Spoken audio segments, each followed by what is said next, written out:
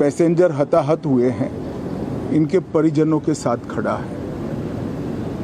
सबसे पहले मैं भारत सरकार, गुजरात सरकार, भारत सरकार के प्रधानमंत्री जी और गुजरात सरकार की ओर से भी जो लोग हताहत हुए हैं, इनके परिजनों के प्रति गहरी संवेदना व्यक्त करता हूं। 10 ही मिनटों में हादसे के भारत सरकार के पास सूचना पहुंची। तुरंत ही मैंने मुख्यमंत्री जी, यहाँ के गृह मंत्री, होम डिपार्टमेंट के control room, civil aviation department, civil aviation मंत्री, सभी से संपर्क किया। प्रधानमंत्री जी का भी तुरंत ही फोन आ गया और भारत सरकार और गुजरात सरकार के सभी डिपार्टमेंट एक साथ होकर राहत और बचाव कार्य में लगे। इस विमान में कुल मिलाकर 230 यात्री देश के और विदेश के और 12 क्रू मेंबर सवार थे। इसमें से एक यात्री का बचने का अच्छा समाचार मिला है, मैं उनको मिलकर आया हूं। मृत्यु का आंकड़ा तो डीएनए परीक्षण और यात्रियों की पहचान के बाद ही अथॉरिटी अधिकृत रूप से घोषित करेगी, मगर जो यात्री बचा है उसको मैं मिलकर आया हूं। घटना के तुरंत बाद गुजरात सरकार ने बहुत त्वरा से डिजास्टर मैनेजमेंट की सारी इकाइयों को अलर्ट करते हुए, चाहे हेल्थ डिपार्टमेंट जो हो, चाहे फायर ब्रिगेड हो, चाहे पुलिस विभाग हो, भारत सरकार की भी सीएपीएफ को संपर्क कर सभी ने एक साथ मिलकर राहत और बचाव का कार्य चालू किया। मगर 1.25 लाख लीटर ईंधन विमान के अंदर ही था और लगभग गर्मी, तापमान इतना ऊंचा हो गया कि किसी को बचाने की मौका ही नहीं मिला। अब मैं घटना स्थान पर भी जाकर आया हूं। सारे यात्रियों के मृतदेह को बाहर निकालने का काम लगभग समाप्त हो चुका है।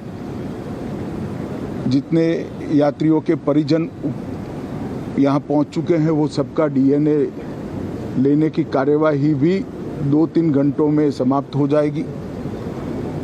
विदेश में जिनके परिजन हैं, उनको सूचना देने की कार्यवाही समाप्त हो चुकी है और जैसे ही पहुँचते हैं उनके भी डीएनए सैंपल लिए जाएंगे और मृतदेहों की पहचान के लिए जितने मृतदेह मिले हैं, इनके भी डीएनए सैंपल लेने की कार्यवाही समाप्त हो चुकी है। गुजरात में ही लगभग 1000 के आसपास डीएनए टेस्ट करने पड़ेंगे। ये सभी टेस्ट करने की क्षमता गुजरात में विकसित है, तो डीएनए टेस्टिंग के लिए कहीं गुजरात के बाहर जाने की ज़रूरत नहीं पड़ेगी। गुजरात की एफएसएल और नेशनल फॉरेंसिक साइंस यूनिवर्सिटी दोनों मिलकर कम से कम समय में डीएनए का परीक्षण पूरा करने के बाद परिवारजनों को अपना परिजन का मृतदेह सौंपने का काम करेंगे। उनके रहने की सुविधा, उनकी सांत्वना की सुविधा, जिनको मेडिकल प्रॉब्लम ट्रॉमा के कारण हुए, इनकी मेडिकल की सुविधा, ये सारी व्यवस्था बहुत सुचारू रूप से हो चुकी है। अभी रिव्यू मीटिंग में सारी व्यवस्थाओं को हम सब मंत्रियों ने साथ में मिलकर देखा है। एविएशन डिपार्टमेंट ने अपनी जांच शुरू कर दी है और जांच तेजी से आगे बढ़े इसके लिए भी एविएशन मंत्री जी ने सूचनाएं दी है। मैं फिर से एक बार राहत काम में जिन जिन एजेंसियों ने त्वरा के साथ बचाव और राहत का काम किया वो सभी का धन्यवाद करना चाहता हूं और फिर से एक बार जिन्होंने अपने परिजनों को गंवाया है, हताहत हुए हैं, वो सभी को मनपूर्वक संवेदनाएं व्यक्त करता हूं। मैं एक बार जरूर कहना चाहता हूं कि ये एक्सीडेंट है, एक्सीडेंट को कोई रोक नहीं सकता, परंतु 365 दिन 24 घंटा इस तरह की घटना के लिए प्रशासन का जो अलर्टनेस है उसकी कसौटी उसी वक्त होती है जब ऐसी घटनाएं होती है। और आज गुजरात के डिजास्टर मैनेजमेंट की तैयारियों का एक प्रकार से दुर्भाग्यपूर्ण तरीके से मगर कसौटी हुआ और बहुत त्वरा के साथ यहाँ पर काम किया गया, वो पूरे देश के मीडिया के सामने और परिजनों के सामने भी आया है। अंत में मैं फिर से एक बार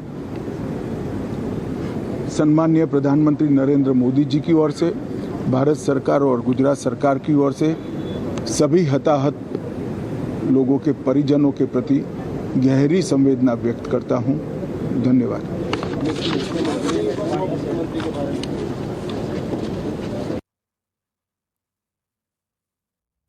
കേന്ദ്രമന്ത്രി അമിത്ഷായാണ് ഇപ്പോൾ മാധ്യമങ്ങളോട് പ്രതികരിച്ചത്. ദുരന്തത്തിൽ അനുശോചനം രേഖപ്പെടുത്തുകയാണ് അമിത്ഷാ ചെയ്തത്. അഹമ്മദാബാദിൽ എത്തി ദുരന്ത സ്ഥലം നേരിട്ട് സന്ദർശിച്ചതിന് ശേഷമായിരുന്നു അമിത്ഷായുടെ പ്രതികരണം. ലിജോ വർഗീസാണ് വിവരങ്ങളുമായി ചേരുന്നത്. ലിജോ, ഇപ്പോൾ കേന്ദ്രമന്ത്രി അമിത്ഷാ പ്രതികരിക്കുകയായിരുന്നു ഈ ഒരു അപകടത്തിൽ. തന്റെ അനുശോചനം രേഖപ്പെടുത്തുന്നു എന്നുള്ള കാര്യം അടക്കമാണ് അമിത്ഷാ ഇപ്പോൾ സംസാരിച്ചത്. എന്തെല്ലാം കാര്യങ്ങളാണ് അദ്ദേഹം കൂടുതലായി വിശദീകരിച്ചത്?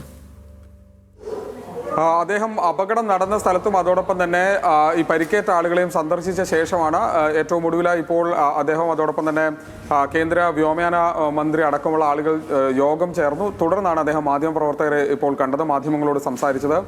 ഏറ്റവും ആദ്യം അദ്ദേഹം പറഞ്ഞത് ഈ അപകടത്തിൽ, ഈ വിമാന ദുരന്തത്തിൽ ഒരാൾ അത്ഭുതകരമായി രക്ഷപ്പെട്ടിട്ടുണ്ട്, അയാളെ നേരിട്ട് കണ്ടു എന്നുള്ള കാര്യമാണ്. വിശ്വാസ് കുമാറിനെ നേരിട്ട് കണ്ടു എന്നുള്ള കാര്യം അദ്ദേഹം ഇപ്പോൾ സ്ഥിരീകരിക്കുകയാണ്. ഈ മഹാദുരന്തത്തിൽ ഒരാൾ അത്ഭുതകരമായി രക്ഷപ്പെട്ടു എന്നുള്ളത് കേന്ദ്ര ആഭ്യന്തരമന്ത്രി അമിത്ഷാ തന്നെ ഇപ്പോൾ നേരിട്ട് സ്ഥിരീകരിച്ചു എന്നുള്ളതാണ് ഒന്നാമത്തെ കാര്യം. മറ്റൊന്ന്, ഇതിൽ എത്ര പേർ മരിച്ചു എന്നതിനെ സംബന്ധിച്ച് ഇപ്പോഴും ഒരു വ്യക്തതയില്ല എന്നുള്ള കാര്യം ഇപ്പോൾ കേന്ദ്ര സർക്കാർ വ്യക്തമാക്കുന്നുണ്ട്. അതിന് കാരണം